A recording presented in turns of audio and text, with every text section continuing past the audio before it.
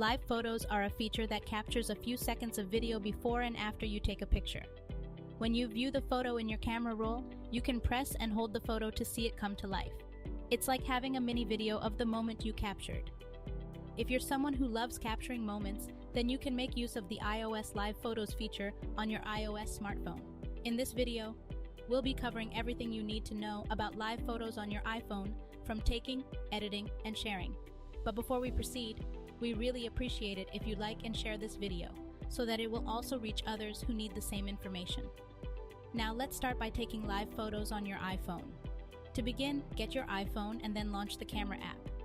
If you haven't already, set the camera to photo mode and make sure that Live Photos is turned on. You should see the Live button appearing shortly and the Live Photos button without a bar through it. Once everything is set, hold your iPhone still and then tap the shutter button.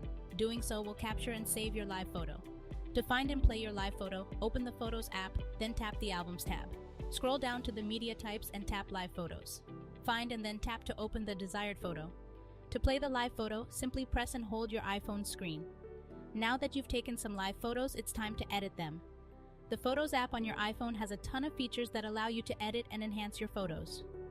Should you wish to edit a live photo, just locate the desired photo from the Albums tab, particularly in the Live Photos folder under Media Types. Tap to select the live photo that you want to edit, then tap Edit.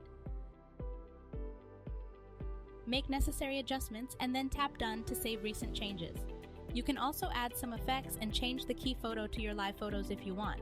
Once you're done editing, you start sharing your live photos. With live photos, you can share your moments in a more engaging way with your friends and family via iMessage, AirDrop, and social media platforms like Instagram and Facebook. To share your live photos, just locate and select the photo that you want to share, then tap the share icon.